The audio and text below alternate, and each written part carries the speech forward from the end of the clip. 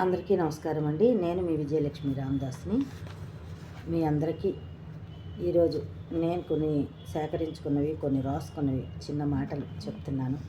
వినండి, లైక్ చేయండి, షేర్ చేయండి, కామెంట్ పెట్టండి. ధన్యవాదములండి. ఇది 30/1/2004లో రాసుకున్నానండి. చిరునవ్వుకు ఖర్చు లేదు, దాని విలువకి అంతు లేదు. ఇంకోటి, మూర్ఖులు ప్రశంసల కన్నా విజ్ఞుల తిట్లు మిన్న. గడచిన రోజులు మరలా రావు, వచ్చే రోజులు నీవి కావు. ఈరోజే నీ కర్తవ్యాన్ని నెరవేర్చుకో. ఎక్కడ భగవన్నామం సంకీర్తనలు జరుగుతుందో అదే వైకుంఠము, అదే దిక్కు మనకు. ఇవి చిరునవ్వు నిజమే కదండి. చిరునవ్వుకు ఖర్చు లేదు. ఎవరైనా కనపడితే పలకరింపుగా ఒక చిరునవ్వు నవ్వామనుకోండి, దానికి ఖర్చు ఏముంది? డబ్బులు ఏమైనా పెడతామా? మొహం ఇలా పెట్టుకొని చిరాగ్గా ఉంటే అది అందంగా ఉండదు, అసహ్యంగా కూడా ఉంటుంది. దాని విలువ అంతు లేదు. నిజమే కదా. చిరునవ్వుకి విలువ ఎంత అంత అని చెప్పలేము. ఒక మనసు ఆహ్లాదంగా అనిపిస్తుంది, అబ్బా పలకరించారులే అన్నట్టు. ఒక మనిషిని పలకరింపు కోసం కూడా చిరునవ్వు నవ్వుతారు. అది మూర్ఖులు ప్రశంసలు అంటే మూర్ఖంగా మాట్లాడేవారు, తలతిక్కగా మాట్లాడేవారు. మనల్ని గొప్పగా ఉన్నారండి, గొప్పగా చేశారండి, గొప్పగా ఆడారండి, ఏదో పాడారండి అన్నారు అనుకోండి, అది గొప్ప కాదు. విజ్ఞానవంతులు, పెద్ద పెద్ద విద్వాంసులు అనుకోండి, లేకపోతే ఇంకెవరైనా మంచి ప్రసంగం చేసే గొప్పవాళ్ళు, కానీ వాళ్ళ తిట్లే మనకు గొప్ప. ఎందుకంటే వాళ్ళు తిట్టారంటే మనం ఎక్కడో పొరపాట్లు చేస్తున్నాం, చెడు మార్గంలోకి వెళ్లకుండా ఉండేటందుకు వాళ్ళు తిడతారు. మన బాగు కోసం, మన శ్రేయస్సు కోసం తిడతారు. అది మనం తప్పుగా ఆలోచిస్తాం. కానీ వాళ్ళ తిట్లే మనకు దీవెనలు, అది తెలుసుకోవాలి మనం. నెక్స్ట్, గడచిన రోజులు మరలా రావు. నిన్న జరిగింది ఈరోజు వస్తుందా? అలాగే వచ్చే రోజులు మనవి కాదు. అవి ఎలా ఉంటాయో మనకు తెలియదు. ఎందుకంటే ఈరోజు ఈ క్షణం మనది కాదు. ఇది క్షణభంగురం ఈ జీవితం. కాబట్టి గడచిన రోజులు మనవి కావు. ఇప్పుడు ఈరోజు జరుగుతున్నది మనకు తెలియదు. ఎక్కడ భగవన్నామ సంకీర్తన జరుగుతుందో అదే మనకు వైకుంఠం. సత్సంగం అండి. భగవన్నామ స్మరణ ఎక్కడ జరుగుతుంది? సత్సంగం.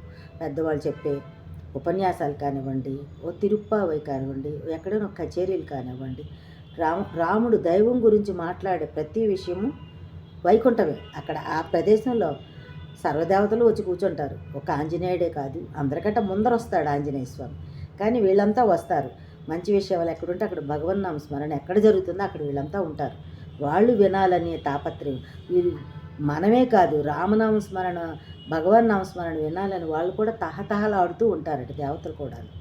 అందుకని అదే మనకి దిక్కు. మనకి భగవన్నామ స్మరణ దిక్కు.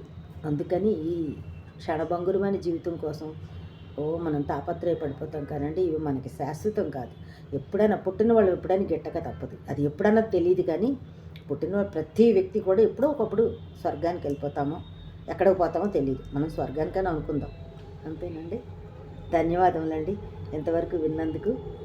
చాలా మంచి విషయాలు తెలుసుకున్నాను, రాసుకున్నాను. ఇది కూడా ఇంకో చిన్న విషయం చెప్తాను. అంటే ఇది సరదా కోసం రాసుకున్నదండి. ఎప్పుడు పాటలు మాటలతోనే కాకుండా అప్పుడప్పుడు కొసమెరుపుగా ఇలాంటివి కూడా పెడుతుంటే ఆనందంగా ఉంటుంది. నచ్చితే మెచ్చుకోండి, లేకపోతే వద్దమ్మా ఇలాంటివి పెట్టకని చెప్పండి, ఏముంది. ఓకేనా? ధన్యవాదములండి విన్నందుకు. ఇప్పుడు 25/6/2004 శుక్రవారం నాడండి ఇవి రాసుకున్నవి. మెరుపు కాని మెరుపు కొసమెరుపు, దండ కాని దండ కైదండ, కర్ర కాని కర్ర జీలకర్ర, వంక కాని వంక నెలవంక, మట్టి కాని మట్టి బంకమట్టి. అంటే కొంతమంది బుద్ధావతారాలకి బంకమట్టి వాడు రవిడు అంటారు, దాన్ని అన్న. పండు కాని పండు ఆం పండు, సుత్తి కాని సుత్తి. కొంతమంది సుత్తి అంటుంటారు, ఎక్కువ మాట్లాడుతుంటారు, బాగా సుత్తేస్తున్నాడు రా బాబు అంటారు. అది కాలు కాని కాలు, అమ్మకాలు. ఏవైనా అమ్ముతాం కదా, దాన్ని అమ్మకాలు అంటారు. మన అమ్మకాలు అని కాదు, అమ్మే వస్తువులు అమ్మకాలు. పాలు కాని పాలు, మురిపాలు, సగపాలు, వెన్నపాలు, పాపాలు, నేపాలు అని చివర పాలు అని వచ్చే విషయం. బుర్ర కాని బుర్ర, ఆనపకాయ బొర్ర అంటే ఆనపకాయతో చేసే ఒక బొర్రలా ఒక కుండలాగా ఒక సూదిలాగా ఉండి దాంతో నీళ్లు కూడా వాటర్ కూడా ముంచుకుంటారు, బుడబుడబుడ శబ్దం కూడా వస్తుంది. దాన్ని బొర్ర, బుర్ర కాని బొర్ర అంటే ఆనపకాయ బొర్ర, మన బొర్ర కాదు. నది కాని నది, కోరినది, మెచ్చినది, ఇచ్చినది, తెచ్చినది, వచ్చినది, ఇవన్నీ నదుల కింద. అంటే అందుకే నదులు కానీ నదులవి. అర్థమైందండి? విన్నందుకు ధన్యవాదములండి మీ అందరికీ. నమస్తే మాజలి. ఇది నా సంతోషం కోసం, నా సరదా కోసం అప్పుడప్పుడు రాసుకుంటుంటాను. అవి ఎప్పుడో ఇలాగా తీరిక టైంలో ఈ పుస్తకాలు ఎలా దొరికినప్పుడు తీసుకొని మళ్ళీ నేను అవన్నీ రాసుకుని పెట్టుకుంటానండి. ఇది విషయం అండి. సంతోషం.